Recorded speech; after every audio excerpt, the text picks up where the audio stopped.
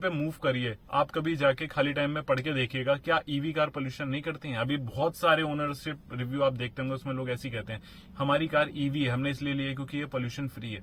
But किस तरीके से एक बैटरी बनती है, लिथियम बैटरी किस तरीके से डिस्पोज की जाती है, कभी इसके बारे में आप पढ़ के देखिए, आपको पता लगेगा कि उसमें कितना पोल्यूशन होता है। Hello friends and welcome to drive with Siddhant channel. और जो थंबनेल है उसको देख के आप समझ गए होंगे कि या तो आप डीजल कार ओन करते हैं या फिर आप खरीदने वाले थे, क्योंकि इस टाइम पे कुछ ऐसा हो गया कि इंडिया में एक डीजल कार ओन करना एक अपराधी के जैसे आपको देखा जा रहा है, एक कल्प्रिट जैसे आपने कोई बहुत बड़ी गलती कर दी है एक डीजल कार लेके।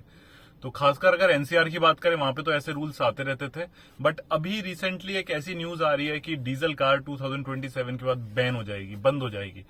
तो इसमें अभी वैसे दो चीजें हैं। फर्स्ट ऑफ ऑल कि एक सिर्फ हमारी अगर हम बात करें एनर्जी ट्रांसमिशन कमेटी है, उसने ये एक मतलब एक तरीके से सुझाव दिया है गवर्नमेंट को, तो ये अभी लागू नहीं हुआ है। तो जो पैनिक हो रहा है वो थोड़ा सा भी आप रोक सकते हैं। लेकिन बहुत बड़ी बात यह है कि गवर्नमेंट बॉडी इस लेवल पे आके मीडिया में रिलीज कर रही है अपनी एक न्यूज, जो जानते हैं कि इसके क्या कॉन्सिक्वेंसेज होंगे। मतलब अगर मैं एक कार ओन करता हूं और एकदम से मुझे पता लगे कि 4 साल बाद आपको ये कार बंद कर दी जाएगी, आपको वो कार हटानी पड़ेगी, तो सोचिए मेंटली कितना टॉर्चर एक बंदे को होगा। हो सकता है किसी की कार बहुत रिसेंटली परचेज हो, 2019, 20, 21 कोरोना के जस्ट बाद लोगों ने अपनी कार फिर से परचेज करना स्टार्ट की थी। काफी लोग हैं जो आउट ऑफ स्टेशन थे, वो वापस आए, उन्होंने नई कार परचेज करी है।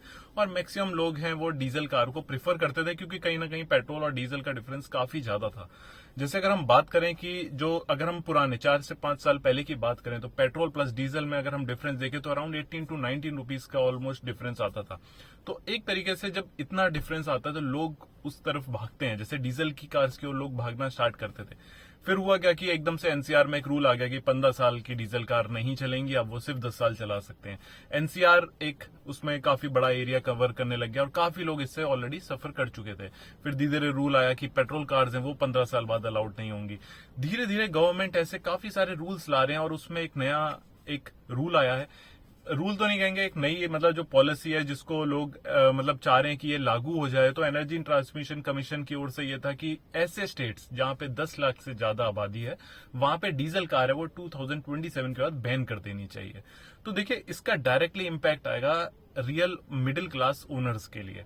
अभी आप कोई सी भी कार परचेज करने जाते हैं, आप अगर फॉर्च्यूनर परचेज करते हैं, हैरियर परचेज करते हैं, सफारी खरीदते हैं, आप अगर बात करते हैं महिंद्रा की थार खरीदने जाते हैं, या फिर अगर मैं बात करूं एक्सयूवी जो 700 जिसकी काफी वेटिंग चलती है, उसकी भी मोस्टली जो आधी अगर मैं बोलूंगा सेगमेंट की जो कार्स हैं उसमें जो आधी यूनिट्स हैं वो डीजल कार्स सेल हो रही हैं। क्रेटा की बात करें तो उसमें भी करीब 20-23% जो कार सेल होती है वो डीजल होती हैं। अगर हम बात करें सेल्टॉस की तो उसमें भी एक काफी अच्छा मतलब एक यूनिट्स हैं जो डीजल ओनर्स परचेज करते हैं। तो ऐसे में एक कार जो अभी रिसेंटली परचेज हुई हो, मैं अगर एक एग्जांपल लेता हूं कि एक फॉर्च्यूनर लेजेंडर की जिसकी एक्स शोरूम प्राइस है वो अराउंड 45-46 लाख होता है, उस पर वो जीएसटी, सेस, रोड टैक्स सब कुछ पे करके वो कहीं 18-19 लाख रुपए गवर्नमेंट को ऑलरेडी पे करता है। और 2022 में जिसने वो कार परचेज करी उसको पता लगे कि अगले 4 साल बाद आपको ये कार चलाने नहीं दी जाएगी। तो सोचिए एक जो डाउन वैल्यू होती है कितनी डाउन हो जाएगी, वो कितना कहां सेल करेगा अपनी कार को। क्या ये हर किसी के लिए पॉसिबल है कि अपनी कार को यहां से अदर स्टेट्स में जाके वो बेचे। तो आप एक चीज सोचिए, जब एनसीआर में कोई बंदा गाड़ी चलाता है और उसको ये पता होता है 10 साल बाद मेरी डीजल कार को यहां से मेरे को हटाना पड़ेगा, ऑलरेडी उसकी कार की वैल्यू काफी डाउन हो जाती है और उसको आसपास के जो स्टेट्स हैं उनमें अगर बेचना पड़ता है तो उसको री रजिस्ट्रेशन का फीस देना पड़ता है। उसको अगर एनओसी कटवा के कहीं लेके जाना होता है तो उसको पता होता है कि मेरी कार की वैल्यू काफी डाउन हो जाएगी। जो कार वो 6-7 लाख रुपए में बेच सकता है तो वो 4 या 5 लाख रुपए में बेचता है, तो ऑलरेडी वो 1 या 2 लाख से तो सफर करता है। अब सोचिए ऐसे काफी सारे स्टेट्स हो जाएंगे जिसमें ये कार मतलब जो डीजल्स कार है वो आप सेल नहीं कर सकते हैं। आपको वो ऐसी स्टेट्स में भेजना पड़ेगा, ऐसे डिस्ट्रिक्ट्स में भेजना पड़ेगा जहां पे पॉल्यूशन जहां पे पॉपुलेशन है वो अराउंड 10 लाख के अंदर है। तो सोचिए आपकी कार की क्या वैल्यू रह जाएगी। तो जब गवर्नमेंट कोई रूल निकालता है, आइडियली तो यही होता है कि जो उसके जो मिडिल क्लास लोग होते हैं, जो सारे उनके पब्लिक होती है, उसको बेनिफिट दे। बट यहाँ पे कुछ देखा जा रहा है कि कुछ रूल्स, कुछ रेगुलेशंस ऐसे आ रहे हैं जो सिर्फ लोगों को परेशान करने के लिए कह सकते हैं बनाए जा रहे हैं। अब बात आती है कि गवर्नमेंट का कहना है कि 2027 के बाद डीजल कार तो बंद कर दी जाएंगी और वो ईवी की ओर फुल्ली आपको फोर्स कर रहे हैं। तो क्या सच में लॉजिक बनता है अभी ईवी की ओर मूव करने का?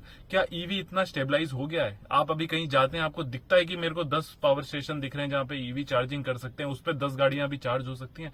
पहले अपना इकोनॉमी अपना सब इंफ्रास्ट्रक्चर तो उस हिसाब का बना लीजिए कि लोग ईवी पे स्विच करें। और कौन सी ईवी की कार है जो 10 लाख के अंदर बहुत अच्छी लोग ले रहे हैं? मोस्टली अगर नेक्सन परचेज कर रहे हैं या अगर हायर सेगमेंट में जा रहे हैं तो 15-17 लाख की गाड़ी क्या एक मिडिल क्लास आदमी खरीद पाएगा?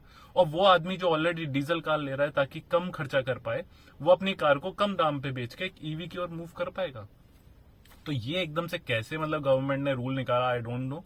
काफी टाइम मतलब अभी ये बीच में आए हुए इसको 10-12 दिन हो चुके न्यूज को। काफी लोगों के कमेंट्स आते थे, सेम मैंने फेस किया था जब फोर्ड जा रही थी, तो काफी लोगों के क्वेश्चंस आते थे कि सर क्या फोर्ड की हम डीजल कार को बेच दें? डेफिनेटली उन लोगों ने जिन्होंने कार नहीं बेची वो आज खुश हैं, क्योंकि डीजल कार वो लोग अभी भी लव करते हैं। Diesel car performance oriented car होती है, फन टू ड्राइव कार होती है, उसको चलाने का एक अलग ही मजा होता है। सोचिए वो सारे लोग पैनिक होकर अब क्वेश्चन कर रहे हैं कि हम अपनी डीजल कार बेच दें। तो देखिए मैं तो यही कहूंगा कि हम जानते हैं कि आगे क्या होने वाला है। ये 2027 वाली जो अभी उन्होंने एक रिक्वेस्ट दी है, क्या वो कभी आगे चल के एक्सेप्ट हो जाए? क्योंकि गवर्नमेंट का तो कोई भरोसा नहीं लगता है मेरे को इस चीज में कि इतना कुछ पब्लिक के बारे में सोच रही है। बट अभी तो मैं यही कहूंगा कि एकदम पैनिक मत हुई है। अभी अगर रिसेंटली आप अपनी कार बेचने भी जाएंगे तो डीलर्स इसका बहुत फायदा उठा रहे हैं। जो 4-4.5 लाख में आप कार बेच सकते हैं, डीलर उसको अभी 1-1.5 लाख से ऊपर आपसे परचेज नहीं करेगा, और डर के मारे आप उस कार को मत बेचिए।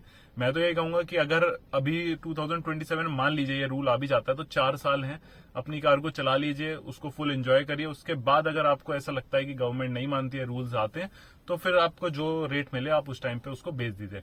हाँ, ये एक 10-12-15 लाख वालों के लिए तो ओके है, बट जो फॉर्च्यूनर टाइप की जो कार खरीद रहे हैं, जीप कंपास के भी काफी लोग हैं जो डीजल वर्जन खरीदते हैं, उन लोगों के लिए डेफिनेटली ये बड़ी दिक्कत होने वाली है, क्योंकि 50-56 लाख की गाड़ी को एकदम से वो रीसेल करेंगे तो डेफिनेटली उनको कोई बहुत अच्छा प्राइस नहीं मिलेगा। अब इस तरीके का ना लेके अगर गवर्नमेंट पॉलिसी निकालनी थी, आप ऐसा कर सकते थे कि आप गवर्नमेंट की ओर से ये रूल दे देते कि सारे मैन्युफैक्चरर्स 2027 के बाद डीजल कार बनाना बंद कर देंगे, और उसकी जगह आप हाइब्रिड कार ईवी पे चाहे हो सकता है फोकस करते। वैसे देखिए लोग ये कह रहे हैं कि ईवी पे मूव करिए, आप कभी जाके खाली टाइम में पढ़ के देखिएगा क्या ईवी कार पोल्यूशन नहीं करती हैं। अभी बहुत सारे ओनरशिप रिव्यू आप देखते होंगे, उसमें लोग ऐसे कहते हैं हमारी कार ईवी है, हमने इसलिए ली है क्योंकि ये पोल्यूशन फ्री है। बट किस तरीके से एक बैटरी बनती है, लिथियम बैटरी किस तरीके से डिस्पोज की जाती है, कभी इसके बारे में आप पढ़ के देखिए, आपको पता लगेगा कि उसमें कितना पोल्यूशन होता है। जब सारे लोग, एक मान लीजिए अगर पूरा नोएडा भी अगर ईवी पे मूव कर जाता है, तो क्या यहाँ पे इलेक्ट्रिसिटी का इशू नहीं आएगा?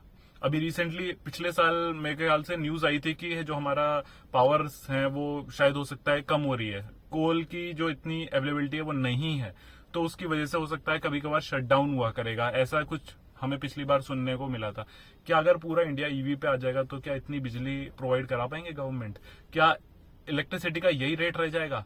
फिर या तो यही होगा कि इलेक्ट्रिसिटी का रेट इंक्रीज किया जाएगा। तो एक, मैं नहीं कह रहा हूं कि इसका कोई एक सोल्यूशन ऐसा लाइए जिसमें अगर आपको लगता है कि हाइब्रिड थोड़ी बेटर कार है, हाइब्रिड कुछ पेट्रोल कुछ आपका बैटरी ऑपरेटेड होकर अच्छी एक माइलेज देता है, तो कुछ लोगों को उस पर चलने दीजिए। जिस चीज में आप सब्सिडी दे सकते हैं हाइब्रिड पे, अभी आपने ऑलरेडी इतना ज्यादा सेस और जीएसटी लगा रखा है, वो आप कम कर दीजिए थोड़ा सा। इनोवा अगर कोई अभी हाई क्रॉस लेना चाहता है तो वो देखिए उसकी कॉस्ट हाइब्रिड वाली कितनी ज्यादा है, अगर आप इसको कम करेंगे तो काफी लोग उस पर स्विच हो जाएंगे।